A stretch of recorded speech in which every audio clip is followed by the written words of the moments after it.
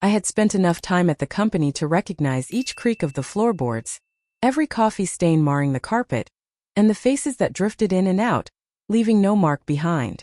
At 50, my routine served as my shield. I found myself married, established, and fading into the background, much like many middle-aged women do, appreciated for my dependability rather than my allure. My days unfolded in familiar cycles.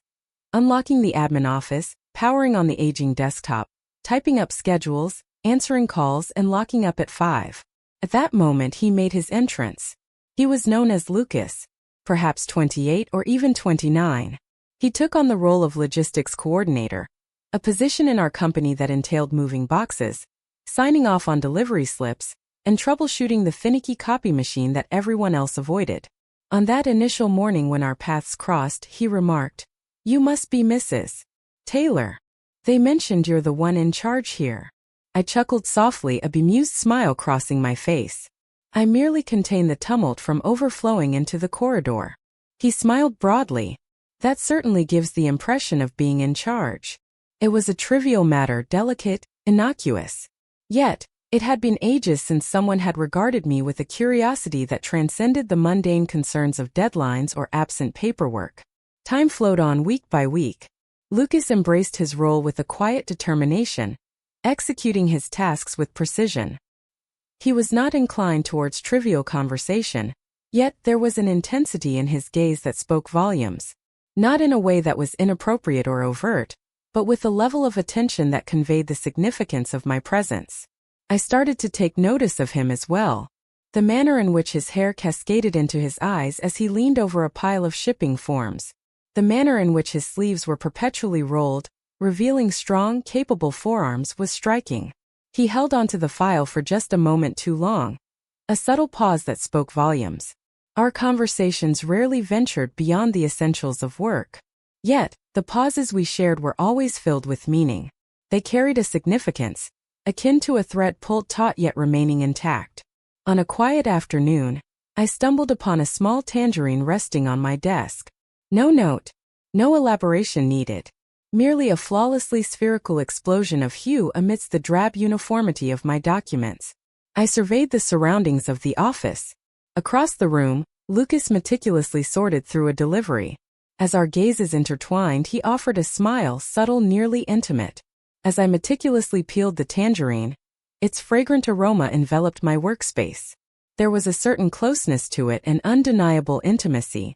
I reminded myself to avoid dwelling on it too much. The following day, a granola bar appeared. Next, a selection of rich dark chocolates. Perpetually diminutive, perpetually hushed, and perpetually accompanied by that gaze. Firm, unapologetic, yet never insistent. As December approached, I had grown accustomed to those offerings. I kept it to myself. I never even shared with myself what I believed it signified. Yet my mornings carried an unusual essence. Once more I adorned my lips with lipstick. I found myself glancing at my reflection just before entering the main office.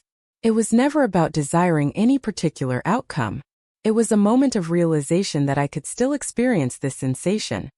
Vibrant, inquisitive, illuminated from within. The initial true disruption in the routine occurred on the day the heating system malfunctioned. The structure was enveloped in an icy chill.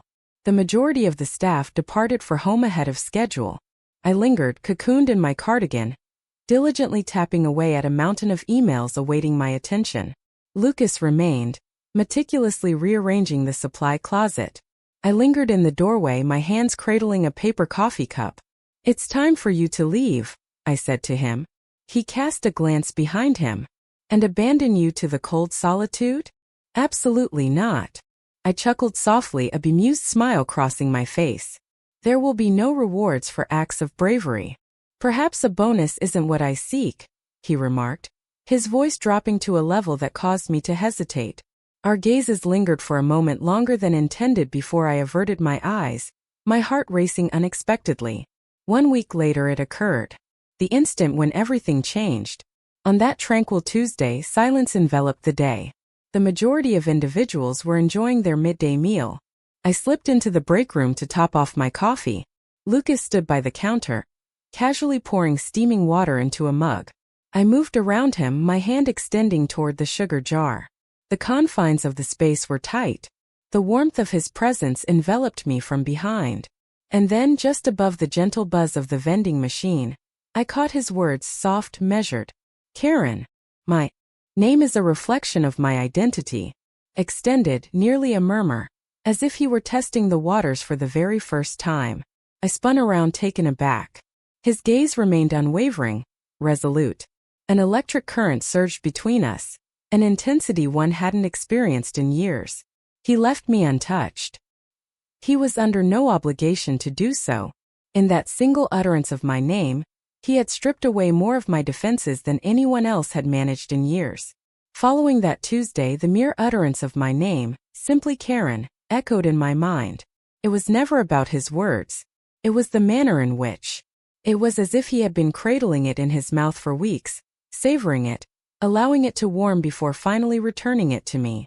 In the days that followed, I found myself stealing glances at him during meetings, curious if he would utter those words once more. He did not. Yet, with each glance we shared, I sensed the reverberation of it. The subsequent change occurred on the next Friday. The office was operating with a skeleton crew, due to an impending storm warning. By 3 o'clock, the majority had already departed to evade the ice. I remained, completing the payroll tasks. Lucas remained in the back room, meticulously reviewing the shipment records. The soft rustle of papers filled the air, punctuated by the faint clink of a pen meeting the desk. As I completed my packing, an unsettling silence enveloped the building. The sharp sound of my heels echoed against the linoleum as I strolled by the supply room. "Are you on your way out?" His voice echoed from within. "I've just wrapped up," I remarked, lingering in the threshold. "Is it you?" "Almost," he remarked, placing his clipboard aside. "Unless you prefer some company on your stroll to the car."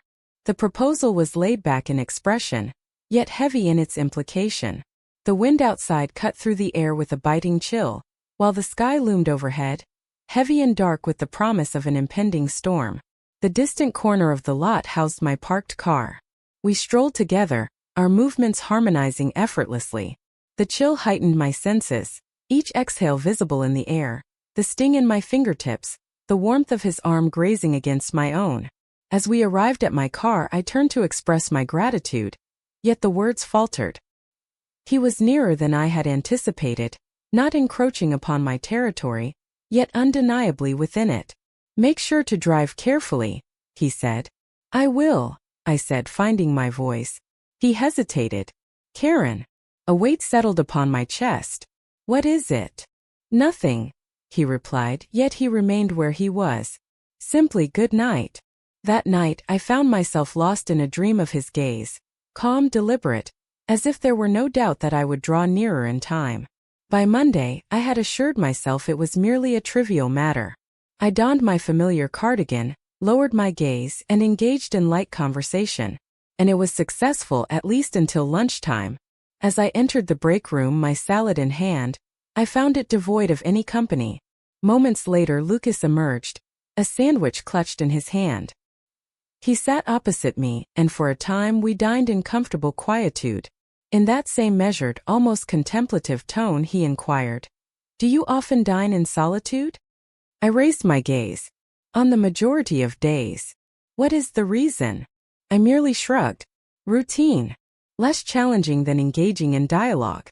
"Engaging in dialogue isn't difficult," he remarked. "Only with the right companion." He locked eyes with me while taking a bite of his sandwich, as if he had revealed more than mere words could convey. Later that afternoon, I found myself at the copier when he approached, positioning himself just behind me, so near that I could sense the warmth radiating from his body against my back. "Pardon me," I remarked, shifting to the side. Yet, rather than stepping up to the copier, he drew closer, his breath a gentle warmth brushing against my ear. "Saying your name brings me joy," he whispered. The atmosphere grew sparse. "Lucas," I murmured, uncertain whether it served as a caution or a beckoning. "I understand," he murmured, taking a step back. "Just let me know if it becomes overwhelming." And just like that, he turned and walked away, leaving me fixated on the copier screen, my pulse pounding in my neck. In the stillness of that night, I found myself in the kitchen, rinsing dishes while his voice echoed softly in my mind. My husband lounged in the living room, engrossed in the evening news, completely unaware. I reassured myself that it posed no danger. He was youthful, and I was merely conjuring the subtle currents beneath the surface. Yet, beneath the surface, I was aware. Innocuous moments don't leave your hands trembling long after. It was never part of my intentions for that day to unfold in such a manner. In truth, I had been steering clear of him. For 3 entire days following the copier incident, I maintained a low profile, remained at my desk, and ensured we were never alone in the same room. Yet avoidance carries its own weight. The harder you attempt to divert your path, the clearer it becomes where you truly wish to avoid heading. On that particular Wednesday, the morning unfolded in stillness, marked only by the soft drone of the heater and the sporadic chime of the phone. As the clock struck noon, the office fell silent, its occupants dispersing for their midday meal. I lingered to complete a report. As I stood by the file cabinet, the sound of the break room door swinging open caught my attention. A moment later, Lucas entered, not bearing his lunch but rather 2 steaming mugs of coffee. "I didn't notice your departure," he remarked. "I'm making progress," I responded, shutting the cabinet door. He extended a mug toward her. "In that case, this is exactly what you require." After a moment of doubt, I decided to take it. Our fingers grazed against one another. It wasn't a mere brush. He stayed close enough for me to sense the warmth of his skin radiating up my arm. I took a sip, my gaze fixed on the swirling steam. "I appreciate it." He propped himself against the counter, his gaze fixed on me. "You always say that as if you're making an effort not to mean it." "That's not true," I replied, my words tumbling out in haste. His lips curled into the slightest hint of a smile. "Repeat it once more. This moment, embrace it with intention." I gazed at him, then truly gazed. "I appreciate it." And something in the way I expressed it must have struck a chord, for his gaze intensified. No longer indifferent, no longer merely that of a colleague. We lingered in the break room, the clock ticking gently overhead, the atmosphere thick with unspoken words. In that moment he shifted, neither hurried nor uncertain, simply bridging the gap with a calm assurance. He placed his coffee next to mine, and just as I opened my mouth to say something, his hand rose, gently tucking a strand of hair behind my ear. The tips of his fingers brushed against my cheek, delicate and gentle, as though etching the sensation into his memory. My breath hitched. "Karen," he uttered, his voice measured and intentional, the manner in which he had expressed it that initial time. I ought to have taken a step back. I ought to have reminded him of our location. Instead, I remained completely motionless, allowing the heat of his hand to cradle my jaw. His thumb glided in a deliberate arc, skimming just beneath my cheekbone. "You tremble," he whispered. "I am unafraid," I murmured. "I understand," he replied. His hand glided to the nape of my neck, anchoring me in place, not with aggression, but with a calm assurance that made everything else fade into oblivion. He refrained from kissing me. Not at that moment. Yet he allowed his forehead to lean against mine, our breaths intertwining in the stillness. It was, in a way, more personal than a kiss, an unspoken desire for me to sense the choice before we took that step. "If I cross this line," he murmured, "it won't be due to a stumble. It will be due to your actions that led me here." My heart raced, lodged tightly in my throat. Perhaps I have done so already. The echo of footsteps in the corridor prompted us to retreat cautiously. The enchantment shattered, yet its remnants lingered. He lifted his coffee, his gaze unwavering from mine. "It's time for us to return to our tasks." As he turned and walked away, I became acutely aware of the lingering warmth of his hand on my neck, as though it had left an indelible mark upon my skin. That evening, as I lay in bed next to my husband, my gaze remained fixed on the ceiling above. I reassured myself that it was nothing at all, neither a kiss nor an affair, merely a fleeting touch. Yet, beneath the surface, I sensed it was the beginning of an irreversible journey. A week had passed since his hand had gently cradled the back of my neck in the break room. A week filled with furtive looks, fleeting smiles, and that subtle unvoiced connection that sparked each time we crossed paths in the corridor. We had yet to broach the subject, not in a straightforward manner. Yet, every word we uttered carried an additional significance now. Would you like assistance with that file? I recall the sensation of you beneath my touch. Would you like the final cup of coffee? It signifies that you remain on my mind. Its silence held an unsettling peril. On that Friday afternoon, the office began to clear out early as employees made their way to a staff luncheon at a nearby restaurant. I crafted my justifications and lingered, referencing pressing deadlines. Lucas remained as well. He asserted that he needed to complete the organization of the inventory reports. Neither of us mentioned that those matters could have been postponed until Monday. As the clock struck 3, an eerie stillness enveloped the building, broken only by the rhythmic patter of rain against the windows. As I composed an email, the sound of footsteps echoed behind me. I raised my gaze. Lucas stood in my doorway. "You missed lunch," he remarked. "You did as well," I responded.